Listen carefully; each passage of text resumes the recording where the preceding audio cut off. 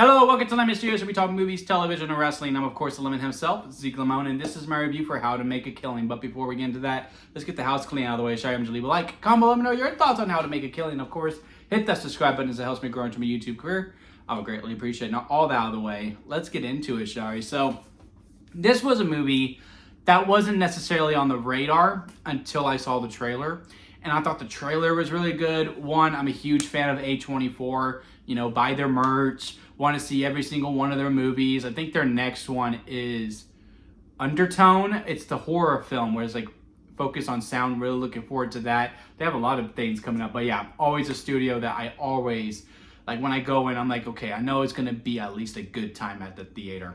Glen Powell, I think as of right now on the men's side when it comes to actors, he is, why did I say it like that? Actors, I think he is probably my favorite actor working right now. If he's in a project, I'm most likely going to go see it. He's on that level of a Margot Robbie, who is my favorite actress. Margot Qualley, I think she's also a fantastic talent. Again, the concept was really good too. Again, just everything was really right on this movie.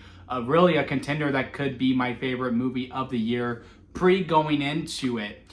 And overall, I really did enjoy it. I thought this was an absolute fun time at the movies. There is a fine line that you have to ride when you're doing a character like this and a story like this. From my understanding, this is an adaptation of a novel. I am very curious to read that novel now, which is also a good testament to adaptations. But you're going to adapt something. Your overall goal is to, one, make it your own, but two, to execute it so well enough that people go, I wonder how the source material is. This movie absolutely does that. Glen Powell really brings it.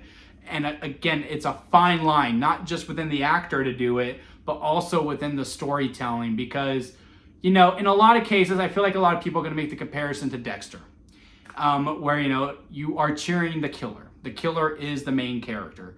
But with Dexter, there was a code where you go, yeah, he's killing people, but he's only killing bad guys. And with Glen Powell's character, yes, the family, the head of the family, I should say, really did him dirty. And more importantly, they did his mom dirty. And showing that progression, you really understand why he feels like he needs to do what he's got to do. Because in this story, where there's a bunch of relatives in it, whenever the head of the family, the grandfather, whenever he dies, whoever is the oldest within that family line inherits all the inheritance. And Glen Powell wants that life.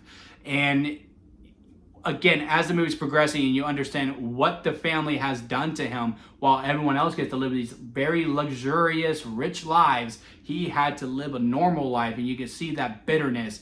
And again, there's still that welcoming warmth of a good character that you want to see, where you are still willing to go on this ride. And when he starts hunting these people down, yeah, sure, they're rich pricks in a lot of ways, but they're also just a product of their time, and like they are just people at the end of the day. And what he does, there's not a whole lot of remorse to it. So again, it shows to the pedigree of a Glen Powell to play this kind of character, and it's also due to the direction and the screenwriting as well, for us to still be willing to go on the ride with a guy who is essentially not a good person at all, especially with some of the things that he does after the killings. It's just like, how can you do this with a clever conscience? And I think that is where the main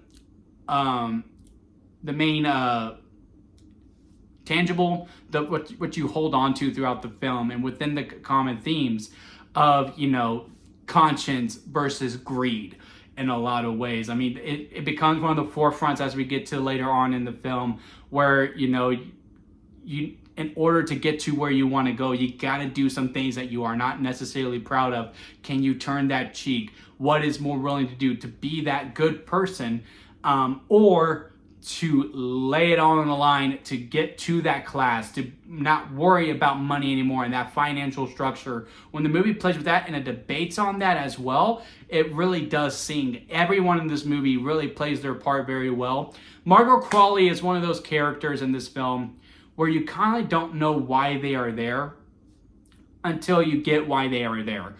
And what I mean by that and within the structure of the film, they make it a point to go, hey, this character is very important. And every time we cut back to them and we show them, you are wondering, what is your purpose here?